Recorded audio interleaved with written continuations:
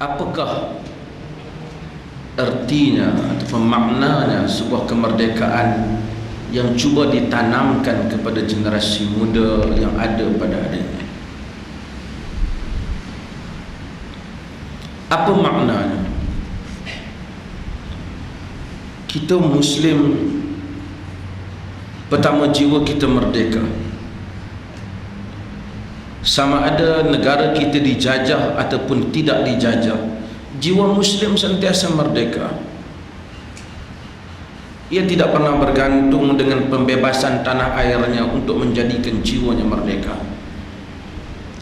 Seorang Muslim adalah hamba kepada Allah Subhanahu wa ta'ala, ubudiyah kepada Allah, penyerahan diri, pengabdian diri kepada Allah Jalla wa Ala, menjadikan seseorang merdeka jiwanya daripada menjadi hamba kepada mana-mana hamba lain selain kepada manusia ataupun mana-mana hamba Allah.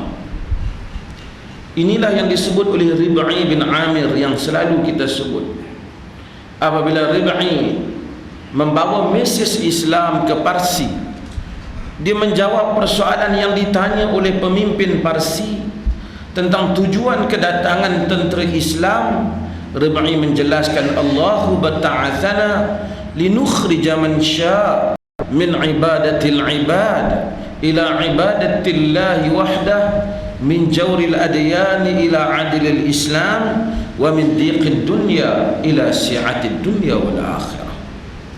Allah yang menghantar kami untuk kami mengeluarkan sesiapa yang Allah kehendaki daripada mengabdikan diri sesama hamba kepada mengabdikan diri kepada Allah, daripada kekejaman agama-agama kepada keadilan Islam, daripada dunia yang sempit kepada keluasan dunia dan akhirat.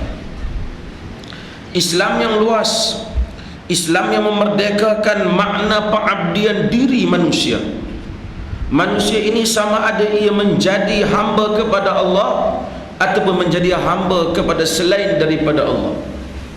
Walaupun ada orang yang menyatakan dia tak hamba kepada sesiapa pun, seperti golongan etis, dia kata dia tak jadi hamba, dia siapa pun dia tak sembah, dia merdeka. Dia tidak merdeka. Dia hamba kepada pemikirannya, ia hamba kepada nafsunya. Afara'aitumul ladzina ittakhadhu ilahahum hawa, afara'aitumul ladzina ittakhadhu ilahahu hawa. Tidakkah kamu melihat orang yang menjadikan hawa nafsunya sebagai Tuhan? Hawa nafsu boleh menjadi Tuhan, walaupun ia hawa nafsu, ia menjadi Tuhan apabila ia berkuasa terhadap diri manusia melebihi daripada ajaran Jalla wa'ala. Manusia kalau tidak menjadi hamba kepada Allah, ia menjadi hamba kepada selain daripada Allah.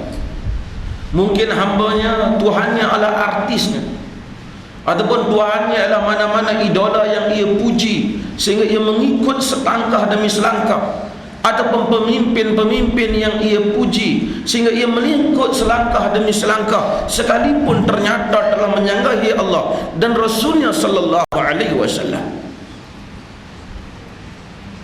Islam datang memerdekakan hal ini semua, memerdekakan perasaan insan daripada mengabdikan diri sesama manusia kepada hanya membulatkan pengabdian, membulatkan harga diri, membulatkan perasaan, membulatkan tauhid, membulatkan ubudiyah hanya kepada Allah Jalla wa'ala, daripada kekejaman agama-agama kepada keadilan Islam, daripada dunia yang sempit kepada keluasan dunia dan akhirat. Ahli-ahli dunia berebut pada dunia yang sempit, tetapi orang-orang akhirat berlumba-lumba mendapatkan akhirat. Mereka tidak berdengki, mereka tidak bunuh-membunuh, jatuh-menjatuhkan, kerana akhirat adalah luas. Wasari'u ila maghfiratin min rabbikum wa jannatin 'arduha as-samawati wal ardh. Bersegeralah kepada keampunan Tuhanmu dan syurga yang luas bagaikan langit dan bumi. Langit dan bumi tidak diketahui dia di mana penyudapnya langit. Hari ini saintis cuba menafikan Pluto sebagai salah satu daripada planet, dan mereka menjumpai planet yang baru dan tahap apa lagi akan dijumpainya. Manusia tidak tahu di manakah penyudapnya langit. Allah Subhanahu wa taala menyatakan luasnya syurga bagikan langit dan bumi. Uiddat lil muttaqin, yang Allah Ta'ala sediakan untuk orang-orang yang bertakwa. Maka orang-orang beriman tidak pernah berdengki di dalam urusan ibadah mereka. Maka Islam mengajak daripada kesempitan dunia kepada keluasan dunia dan akhirat. Jiwa merdeka, jiwa yang tidak menghambakan diri kepada manusia, hanya berdiri tegap di hadapan Jalla wa'ala. Seperti mana Bilal, walaupun mereka menyeksanya, dia hamba dalam arti kata peraturan manusia dan dia diseksa, tapi jiwanya merdeka. Dia tidak mampu untuk ditundukkan oleh kekerasan dan kekejaman manusia, kerana kemerdekaan jiwa merentasi segala halangan perundangan. Kemerdekaan jiwa merentasi segala halangan paksaan manusia. Kemerdekaan jiwa merentasi segala orang Mesir. Mereka menjadi hamba kepada sesama mazhab mereka, menjadi hamba kepada gereja dan pemerintah Rom apabila mereka menganut ajaran Kristian.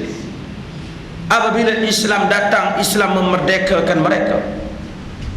Dahulunya kalau mereka dipukul, mereka diseksa, mereka dibunuh oleh para pemimpin, tentera dan penguasa, mereka hanya mendiamkan diri. Bahkan mereka tidak berani menyatakan apa-apa. Bahkan Mesir kuno mengambil anak-anak dara mereka yang cantik lalu dicampakkan ke dalam sungai Nil sebagai pengabdian kepada sungai Nil. Islam datang, Islam memerdekakan perasaan ini.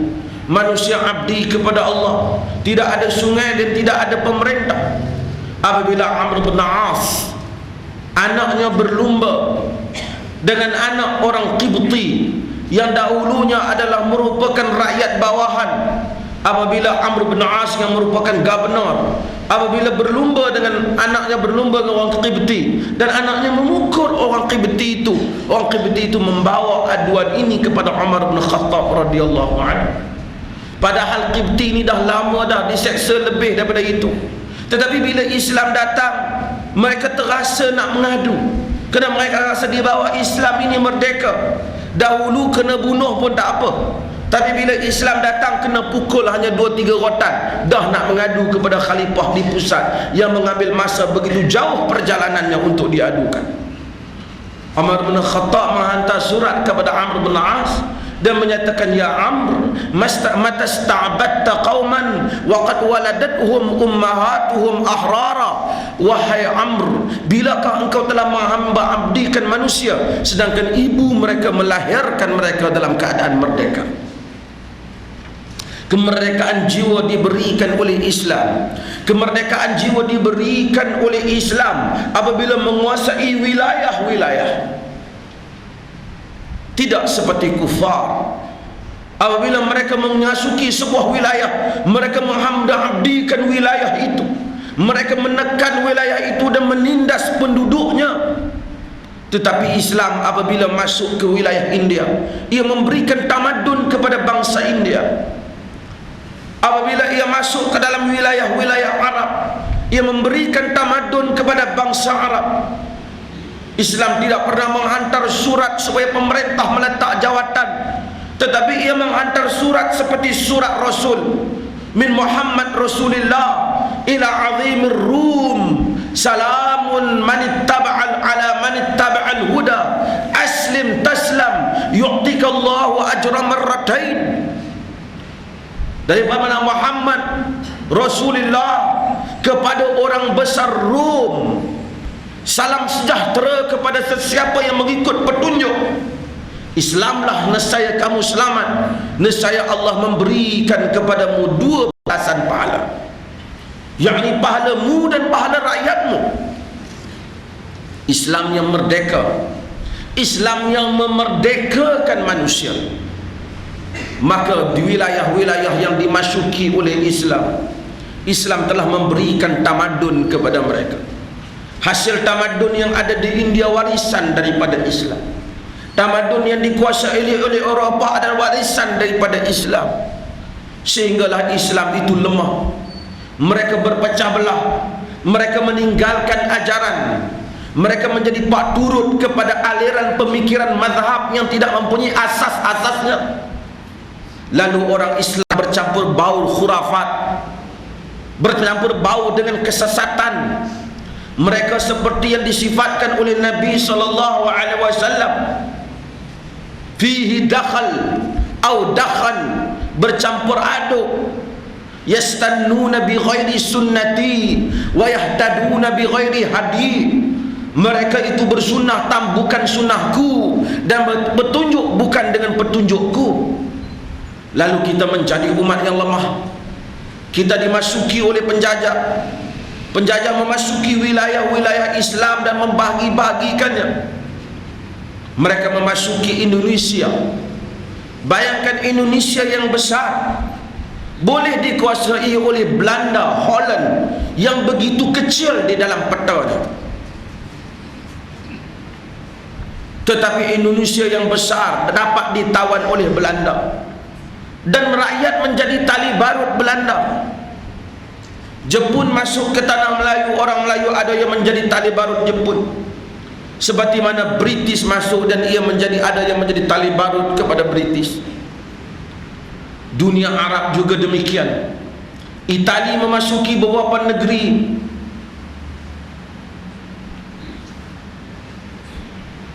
Perancis mengambil beberapa negeri seperti Mesir.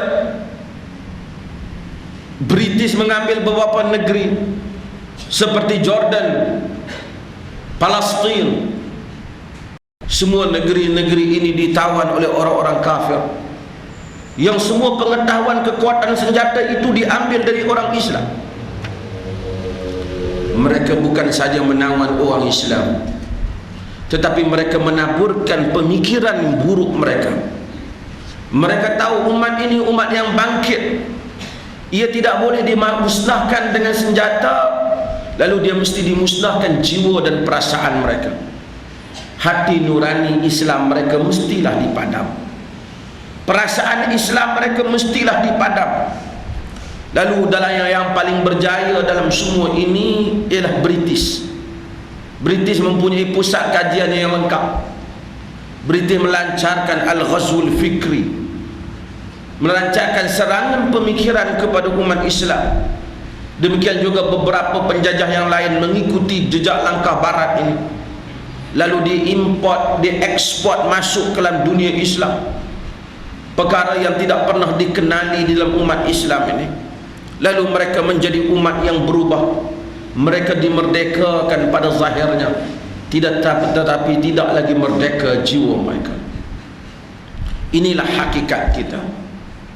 Walaupun kita berpisah daripada British, cara hidup kita, cara fikir kita, sistem yang diguna pakai dalam pemikiran umat Islam sama ataupun hampir sama dengan British. Orang lain sentiasa merancang dan kita sentiasa dilekakan.